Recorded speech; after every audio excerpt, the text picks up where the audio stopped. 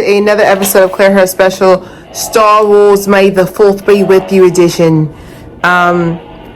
Before I go into the accessories I bought, let's talk about Ahsoka. That's who I'm cosplaying today. Ahsoka was mainly from the Clone Wars era, basically before Anakin went fully bad. And then I have her description down here, which she sounds like she could be me. I don't know. 5'10", blue eyes. Okay, my eyes aren't blue, but she is.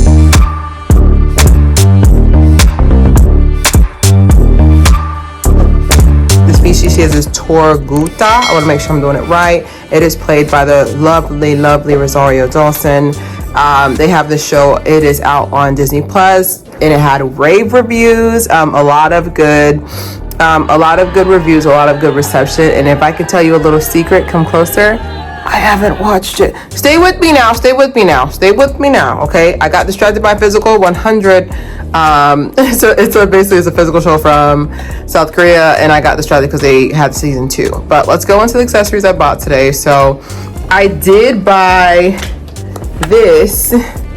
I did buy it, but one of the things fell off. Anyways, I did buy this. This is from Amazon. I'm actually going to end up donating this to Goodwill because may the force be with you. Oh my god, doesn't sound good.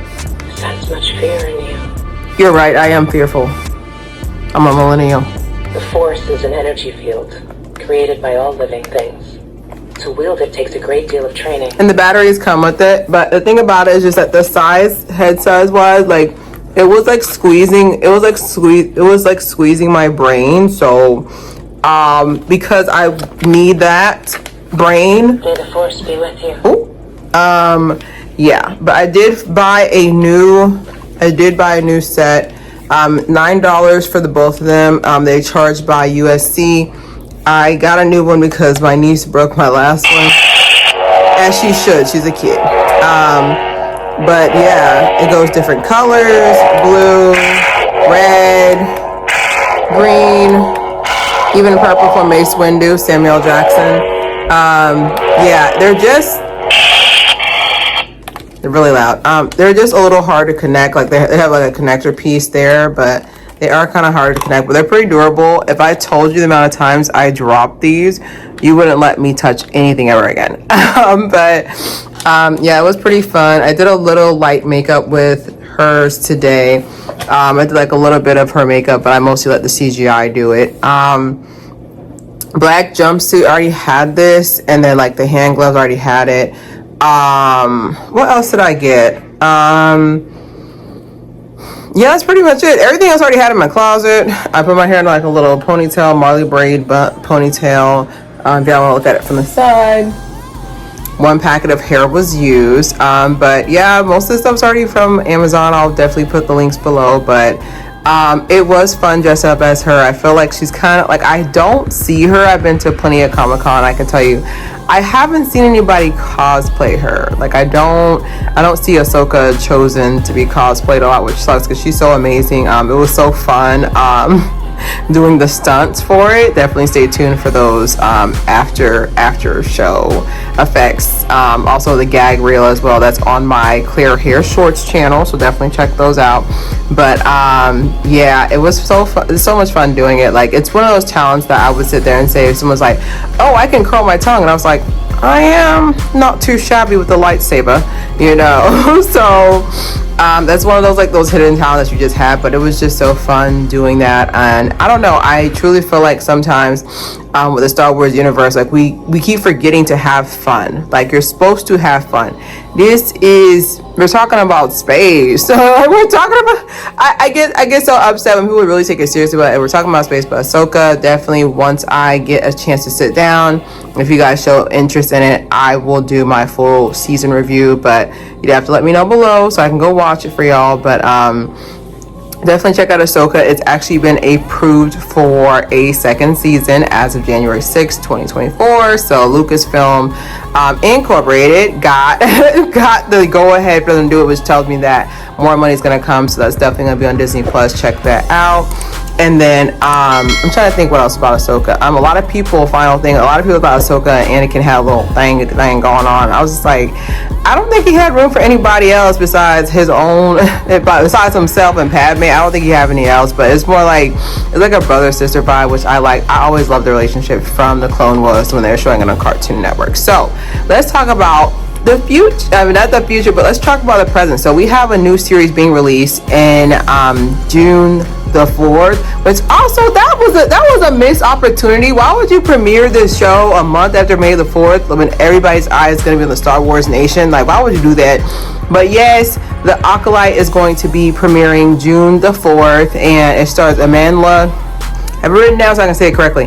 Amandla Steinberg is there as May, but Manny Jacinto, he fine. I ain't gonna lie to you. Not gonna hold you for too long, but I am convinced that they're just like, we're going to sell this series by any means necessary. Of course, he's like an accredited actor and model, but like I just, the jawline, like I still have a band-aid from how sharp his jawline is. Like, it cut across the screen. As soon as I saw him on the preview, I was like, oh, so you really want us to watch this? See you then. But I looked at like the synopsis because I saw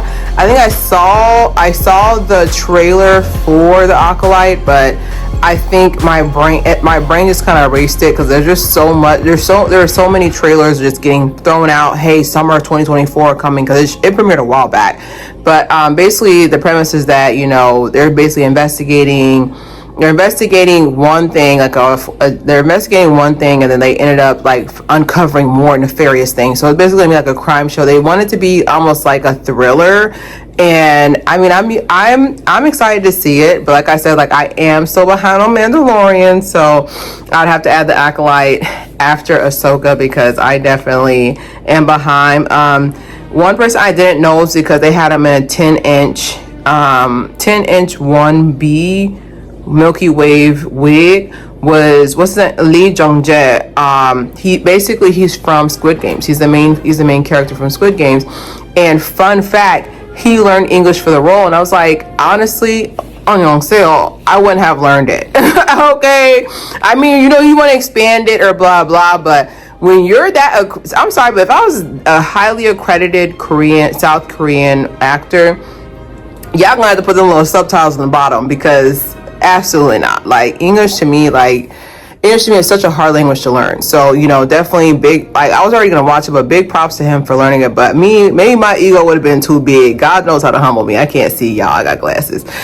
Maybe God wanted to humble me, but you're trying to tell me he has so many awards. He has more awards than he has years on this earth. That's how talented he is.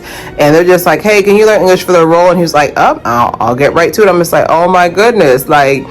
But I thought this is going to be a big step for his career, so he's going to be able to expand his because he predominantly does South Korean movies, makes sense, but like he's gonna and shows, like, so he's going to be able to expand his career. But yeah, they definitely have him in it, so I was like, dang, the budget is high, because I know he was not cheap after Squid Games. Like, he was already accredited after Squid Games, like he just blew through the roof, so I know for certain it was not cheap to do.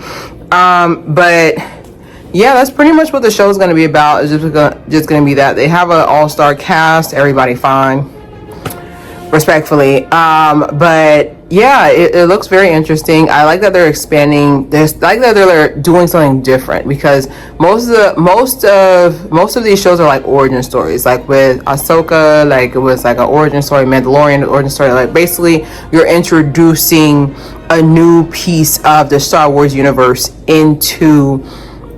You're showing a new piece of the Star Wars universe into everybody's eyesight, pretty much. Because like I said, I didn't even know about any of these people. Ahsoka, I always remembered her from the cartoon. I was like, who is this orange girl always around? I was like, who is this orange girl always getting featured? And like, she was like main character. I was like, why is she here? But I didn't know anything about her. But this one, Acolyte, is definitely gonna be different. I love I'm gonna say murder mystery, but I love watching shows where it's just like, well, dang, like what's next? Like what's next? What's gonna happen next? Like who did A, B, and C? Like, I watched Cruel Summer season 1 from Freeform, not Family Channel, and it had me like enraptured because I needed to know the answer. So I can see the Acolyte having that same tempo of like, okay, like what are we gonna do?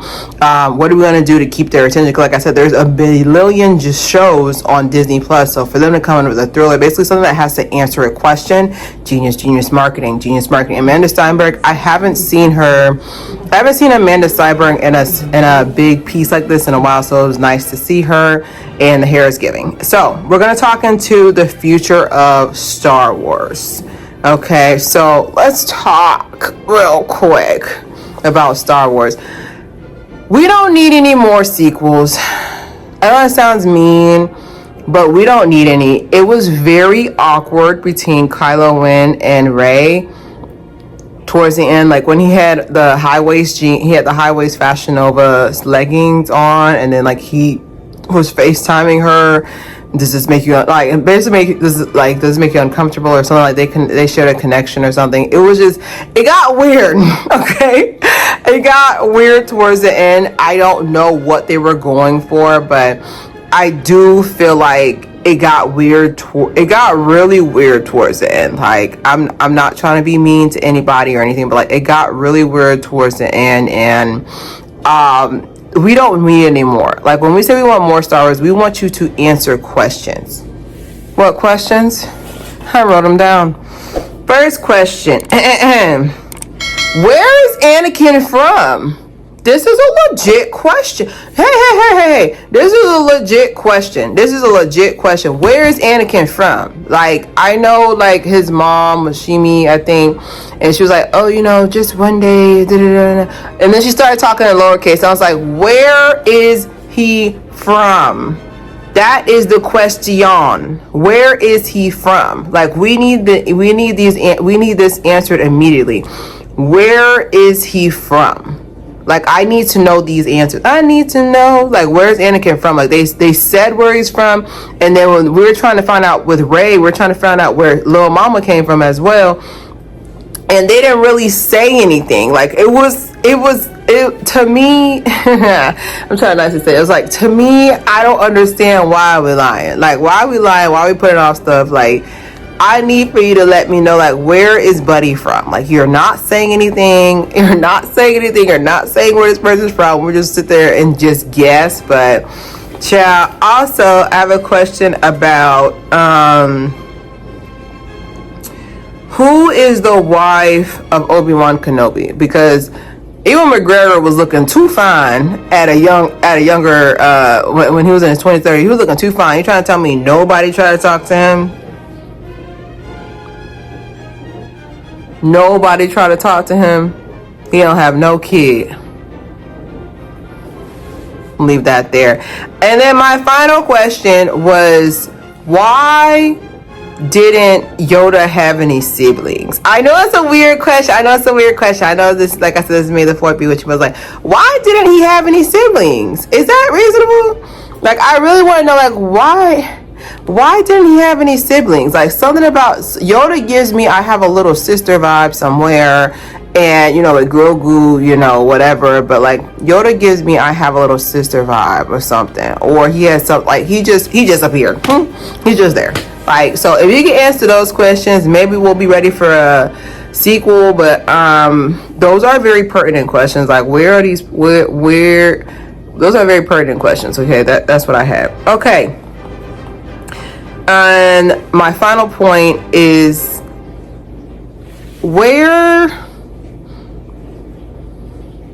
I'm trying to nicely say this, but why did it take, like, justice for Hayden Christensen? Like, why did it take so long for everybody to forgive him for parentheses messing up the series? And I feel like an actor is only as good as his script, and only can act as good as his director allows. Does that make any sense? That's not to blame anybody, but I feel like a lot of people chastise him, and him being fine didn't even save him, because usually it'll be like, okay, well, it was a bad script, you fine enough, we can get past this, Holly Berry, But him being fine was not enough. They still, even when he went on to make other movies, they still was giving it. They still was not letting up on him. So I don't know.